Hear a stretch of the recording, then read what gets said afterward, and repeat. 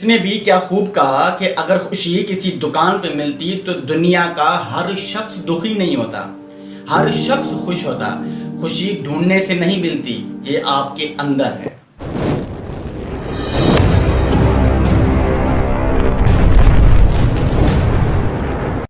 और दूसरी बात कि हम कहानियों से और मिसालों से अपनी ज़िंदगी को आरास्ता करते हैं। रब्बे करीम ने भी बार बार कुरान पाक में मिसालें दे देकर इंसान को समझाया है।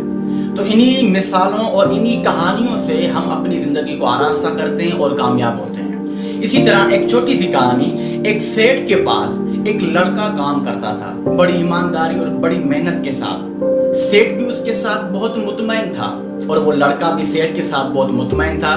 सब दुरुस्त चल रहा था। अचानक एक दिन उस लड़के ने सेठ को बगैर बताए छुट्टी कर ली। तो सेठ ने कहा कि लड़का तो बड़ा ईमानदार है, बड़ी मेहनत से काम करता है, आज तक इसने कोई छुट्टी नहीं की, तो आखिर क्या वजह बनी कि इस शख्स ने बगैर बताए छुट्टी कर ली।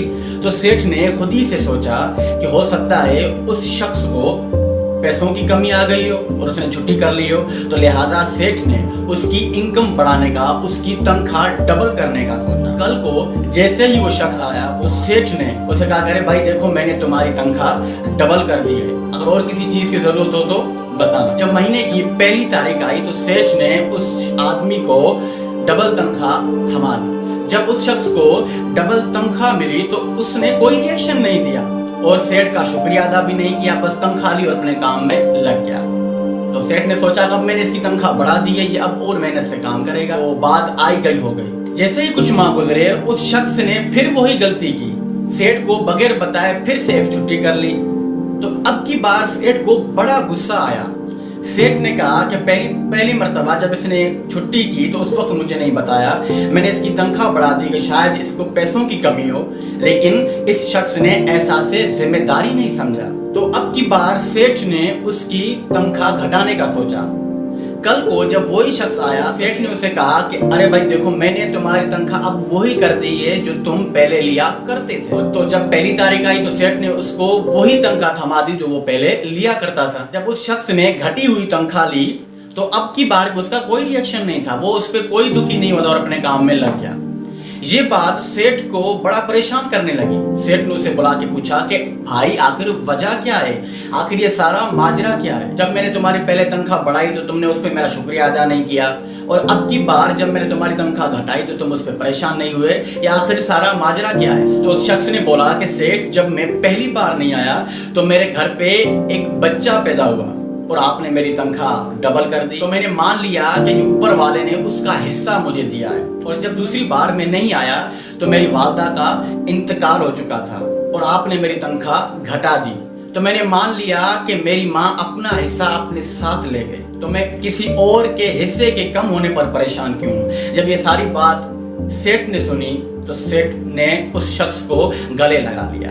एक छोटी सी कहानी यही बताती है कि जिंदगी में अप्स एंड डाउन आते रहते हैं, जिंदगी में ऊंच नीच आती रहती है। इंसान को हर हाल में खुश रहना चाहिए। बस सिंपल सी बात है कि सिकंदर वही है जो हर वक्त को पार करके गुजर जाए, अपनी मुश्किलों को अपनी आसानियों में बदल दे, अपने बुरे वक्त को अच्छे वक्त में बदल दे। सिकंदर वही है।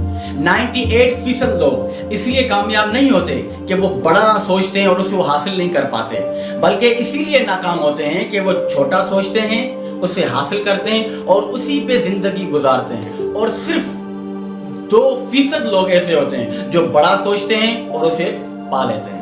इस पूरी दुनिया का निजाम ही यही है। हमें तालीम ही ऐसी दी जा रही है कि छोटा सोचो, उसे हासिल करो और उस पे जिंदगी गुजारो। हम में से अगर कोई बड़ा करना भी चाहे तो उसे रोक दिया जाता है, यही कहकर कि ये मैंने भी किया था, ये फलां शख्स ने भी किया था, ये उसने भी किया था, फेल हो चुका, लिहाजा तुम ये नहीं कर सकते। और वो शख्स अपने आइडियाज को छोड़ देता है, अपने ख्वाब ख्यालों को छोड़ देता है और उसी पे जिंदगी गुजारता है जो एक मुख्तसर सा होता है।